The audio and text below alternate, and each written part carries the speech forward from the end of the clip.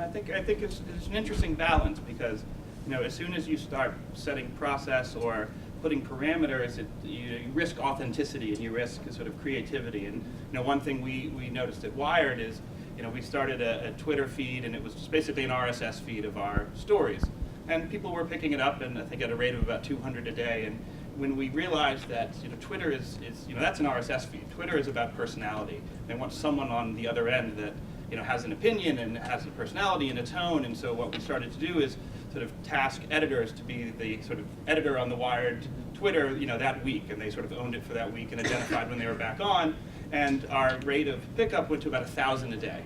And I think that was very good learning for using the space. It's RSS feeds are RSS feeds. Twitter is more about sort of hearing from someone. And so I think while that's I think a good lesson, it also sort of the control, spectrum is a little further to the left in that case. And social media is like Soylent Green. It's made out of people. I mean, it just is. That's just the reality. It's made out of people, and that's when it works really well. Is when you have the human faces there championing it. I think to piggyback off that, the Post did the same thing. And the reason we started with a feed was because it's simple, but it's low risk. So for people in this room, to convince your managers to let you do this, a feed's the easiest way to start. But I think when you see that, okay, we have 50, 60 people additionally following us every day, let's throw some more people behind this, we've actually scaled back. And I think it does become, for some instances, quality is much more important than quantity. And as a business, that means less resources behind it. There's smarter resources and people who get it, dishing out the quality. And the prime example is CNN. Recently, there was the whole sort of thing of Ashton Kutcher versus CNN. That CNN account was started by a user and tweeted about once a day. The official CNN account is at 80,000 followers, which is a lot. The one started by the user is CNN BRK, and it just puts out one breaking news per day. Started by a guy in England is over 1 million now. So, and actually Coke had the same thing on Facebook. A user liked Coke and looked for a Coke group, Coca-Cola group, and couldn't find one. So he started his own. Granted, there were many others. It became the second most popular Facebook fan page in all of Facebook, next to Barack Obama. So you have Barack Obama and Coke, two of the biggest brands right now. But this Coke, the only thing the guy did on this site was put a high quality image of a Coke can. That's the only thing he did on that website. And it just kept gaining users and gaining users. Powerful brand, yes, but just a smarter strategy, and again, just pushing the quality is better than quantity. But one thing also is that you're touching on is the reason it was discovered was because people were searching for it. That's one. Right. And they found the high quality Coke can, and they clicked on it, and so they wanted, and they felt like it was the official site. So there's a convergence coming huge between search and social networking, and that's going to be absolutely humongous. And so right now, when you go onto Facebook, and Gary, I think we're friends. If not, we'll fix that. Although it might, you might want to. The quality of your network might go down.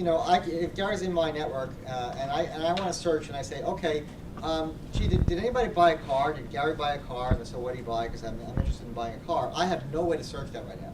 I can't go and search my friends and see what they're sharing, and then also have the data say, oh, and friends of Gary, who we're not going to show you and tell you what they do because it's private protected, but we can tell you trends about that. We can show you, here are some themes and some things that from Gary's circle that are emerging. That ability to influence purchasing decisions is coming. It's going to be huge. It's going to be absolutely huge. And also the ability for you and your friends to interact on content in Google. Google's quietly building a social network that's distributed. It's across the web. So I think that's a key trend that's going to emerge, and we have to keep an eye on.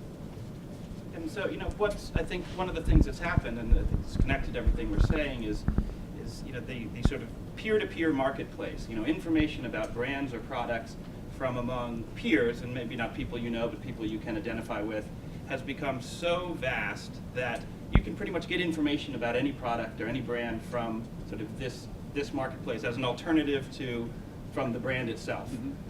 And so, as sort of marketers of your brand, you don't sort of have the only rights to speak to your brand or give people advice about your brand.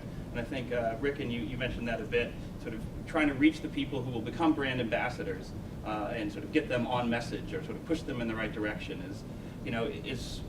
are some of these networks for you guys sort of a two-way thing? Are you identifying people you know, on your Facebook who are particularly active, and are you reaching out to them in any way? You know, we do. You know, not in a significant way, but right, this is a conversation, right? Yeah. You want it to be a conversation, and that's the great thing. I mean, that's what the great thing about blogs are. Blogs are like writing a letter to someone, right? And you expect that they're going to write you back, and they do. I know the New York Post does write back about GE occasionally. We're good. But that's the thing, you know, about all these tools. Again, I'm not an expert on any of these tools, right? But I know that this is a way to humanize my company. I'm a big multinational in a time when people are mad at communities, or at companies like ours, and they're cynical and are angry, right? This is a way, through Twitter, through all these other things, to show them that we're just people. They may not agree with us on everything, but I can have a conversation with somebody through all of these tools that says, look, here's who we are, like us or don't like us, but at least you know that how we're acting in good faith, et cetera. So that, to me, is the wonder of all of this, is that I have conversations with people all the time, all across the world, who just find my email online. I mean, email is a great social networking tool, right? And I have conversations with people in India and the U.S., and I feel like they know us better. Our brand is represented well in those conversations, and it helps our reputation.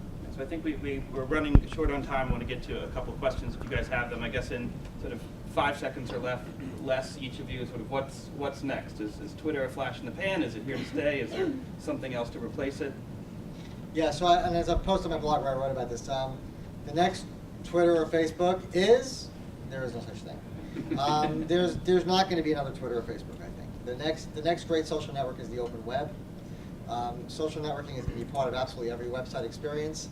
And also, the way to think of it is right now you go to Amazon and you go and you shop and you see what people said about products and services there on Amazon. Well, in a year, 2 years, you're going to go there and whatever social network you choose to keep, whether it be Facebook or Twitter or MySpace or whatever comes next, in terms of like communities, and there'll be many, your community will follow you to each site and you'll be able to interact with them right there on those sites, including GE.com and NBC.com. So the next great social networking platform is distributed. Rikin, anything to add?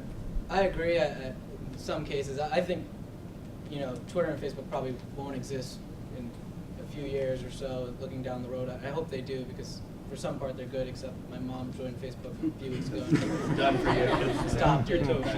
Blocked all my pictures and everything. So, but Started wearing shirts. In your pictures. yeah, I think what dress code and no, I think some tips though is when it does change is be part of it early. You don't have to dedicate yourself to it early, but I'll give you an idea.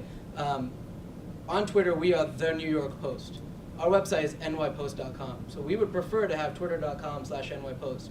The reason we're not is because we didn't get on it early enough. And just like in 96, 97, there were domain squatters, there are profile squatters out there. We've struggled with it with YouTube and with Twitter, Facebook less. Is the Twitter one active? It might be a feed. I don't know. If not, He just you can get it. tweets No. every day how much it'll cost for them to buy no, it and back. we you know, got one for a client. It wasn't easy. We got I've it. emailed Twitter a bunch of times and haven't heard back. YouTube was very good about it, so. Okay, well, I'll put you in touch with Thank you. Because we really got it. Just get there early, claim your space. You don't have to do anything with it. I mean, preferably you do, but understand what's going on there, and then understand how to be part of that space. And I think that's more important than just blasting your news out there. It's not going to work. Right. If we blasted every single article daily, you know, you'd have hundreds of articles on our Twitter feed a day, and you'd saturate a user, and I'd unfollow you. And I'd say, this is too much. I'd rather just go to NYPost website if I really wanted NYPost information. Gary, any final thoughts? I would say just real quickly, I'm an old newspaper reporter, so I always believe the best content wins. And I think the people who can deliver messages to the right audiences using whatever tool that's most efficient for the user and is interactive and two-way are going to win. And that includes big companies, that includes media companies, that includes small businesses, you name it. So content wins, in my opinion. Well, thanks, guys. That was great. I think we have time for